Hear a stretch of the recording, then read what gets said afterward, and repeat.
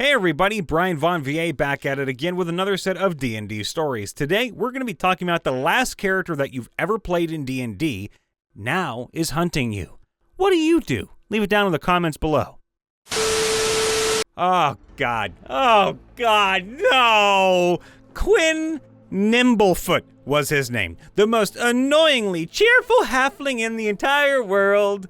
This half-pint of a bard survived till level 12, basically riding the back of the party's paladin, always using him as a shield, and generally just hiding. He would give insane buffs to the party with his inspiration, and was all around a fairly okay fellow, except for one thing.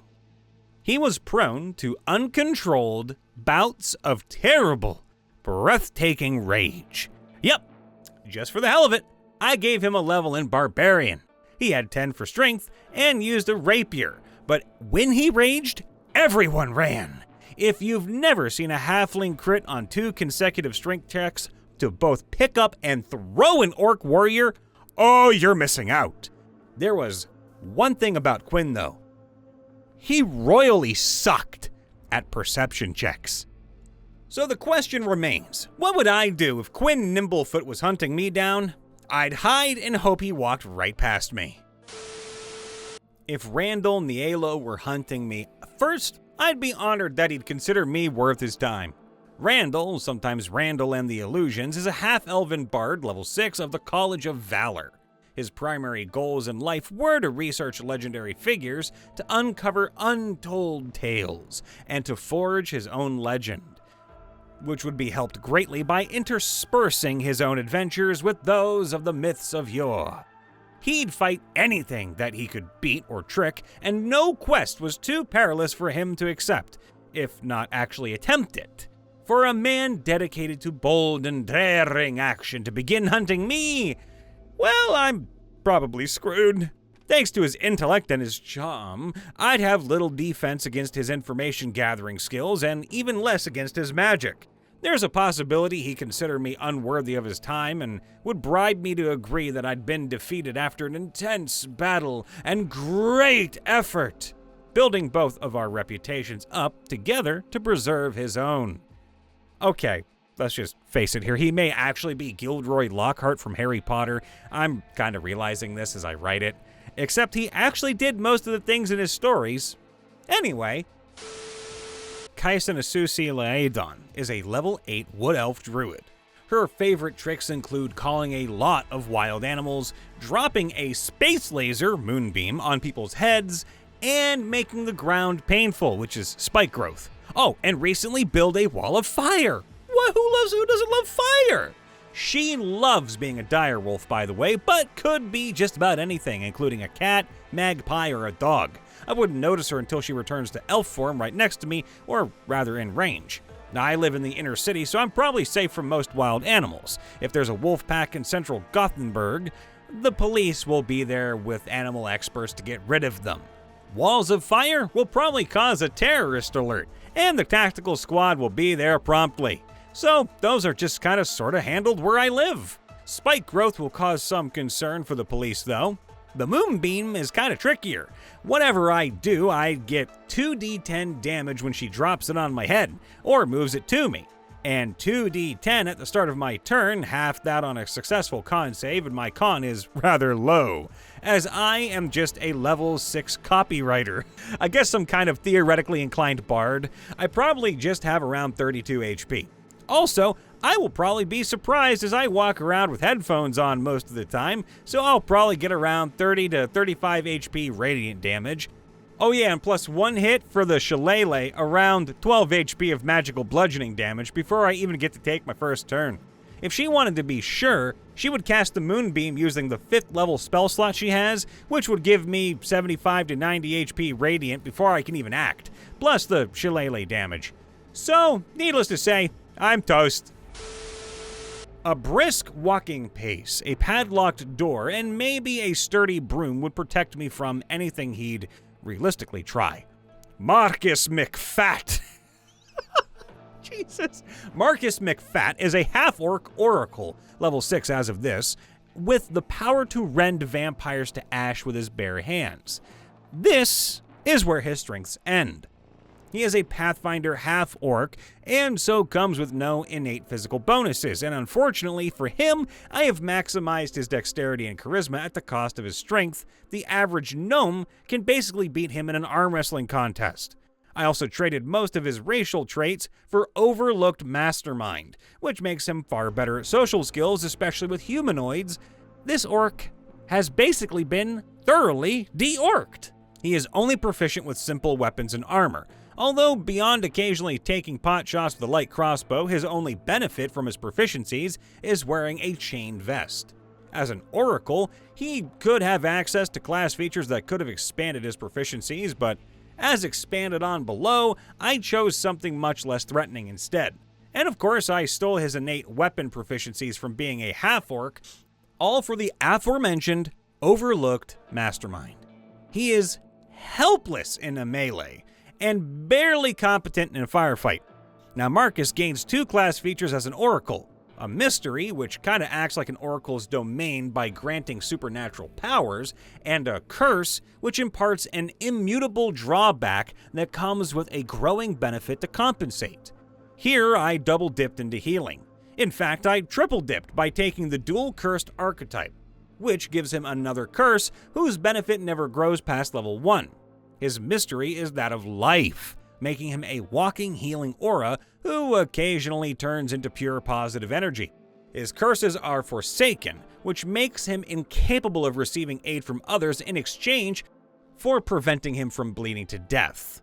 Also, he will become cyclically immortal, but that's neither here nor there. And merciful, which lets him lay on hands as a paladin to whoever asks for aid, be it a friend or an enemy. Now note that Marcus has absolutely no way of dealing damage to foes, save for undead who are harmed by positive energy. This is because he is a dedicated combat medic and buff dispenser, and this shows through his spell list. He knows exactly 2 damaging spells. Oracles cannot learn spells except via leveling up. Soundburst, whose primary effect is to stun large crowds, and inflict minor wounds, which he uses exclusively to heal friendly undead. Yes, I'm serious. Now, he can actually summon creatures to defend him, but his summons mostly include angels that shoot spitballs at enemies in terms of effectiveness. Finally, Marcus's biggest weakness is not in any of his skills, but in his character. He absolutely hates to kill, and will go out of his way to spare an enemy, even one that is currently tearing him to shreds. He is fortunate enough to have self-healing out the yin-yang, so he can afford to take hits repeatedly as he pleads for reconciliation, but without backup, he is a less credible threat than a small child with a pocket knife and a much larger target. Statistically speaking, of course. If I suddenly found myself pursued by Marcus, I would calmly locate the nearest unlocked house, invite myself in, and deadbolt every door. He cannot break down a door or open a tightly shut window, locked or otherwise, so he would be forced to shatter a window. I would get advance notice of this attempt after hearing the sounds of grunting and a mace ineffectually tapping against a window outside, and so could just walk out the front door and repeat the process at the next nearest unlocked house. If there are no unlocked buildings around me, climbing a tree or swimming through chest-high water would probably halt his advance in his tracks. He has a pitiful physique and cannot handle a task requiring more upper body strength than lifting a Philly cheesesteak up to his fangless excuse for a mouth. Wow, you're just bullying your own character at this point. Now, none of these strategies could be sustained for very long, but I don't need them to. I just have to get him talking. An extremely easy feat, at which point he will overshare and explain why he is trying to capture me and who sent him. He will also probably ask if I stepped into his bear trap, the only actual piece of hunting equipment he knows how to operate, and insists on shoehorning into every scheme.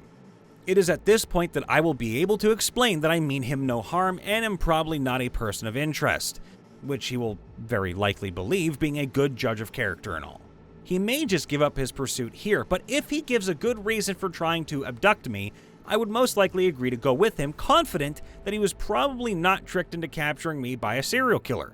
Now, if I doubt his intentions, I could probably pelt him with a fruit or household appliances every time he gets close to me, whittling away his healing magic over the course of several hours until he runs out and goes home, afraid that he might have a permanent owie. He's kind of pathetic like that. Of course, if I were undead, this would be a very different story. He would still offer me mercy at first, but would lose patience after the second or third time I forced him to heal himself, and then would instead channel energy to evaporate my legs. He could then pick up my defenseless body and put it in a little red wagon to cart back to his boss. I'd be pretty much hosed if I tried to confront him head on, too, so I would instead rely on my unlimited stamina to sprint to the other side of the continent in hopes of losing him. I doubt he'd ever give up chasing me, but I expect his incompetence and poor physique would basically give me a few months lead time before I would need to do it again. I call the police. This is the most rational answer that's listed here so far. My last character was a level 15 half-black dragon rogue who went by the code name Kasen. He spent most of his life unemployed as an assassin and tends to spend his time using his custom heavy crossbow to do absolutely unfair levels of damage to anybody he doesn't particularly like. In a straight-up fight, I'm totally screwed, because with his stealth check and sneak attack, I'd be dead before I knew he was even there. Therefore, my only real hope is to convince a professional to deal with the scaled monster flying around town looking for me. He can't be hiding all the time, and it's not his style anyway, so he'd stand out like a sore thumb, and hopefully it wouldn't be too hard to convince the police that he was bad news. And hopefully he wouldn't kill too many of them before they take him down. I would talk to her, threaten one of her friends, or attack her first thing in the morning. Lydia is a level 5 elven wizard specializing in conjuration and teleportation. Most would call her arrogant, except that arrogance implies misplaced confidence. Oh, it's not misplaced. She is smarter than you. Much smarter. She is as much smarter than you as you are smarter than your cat.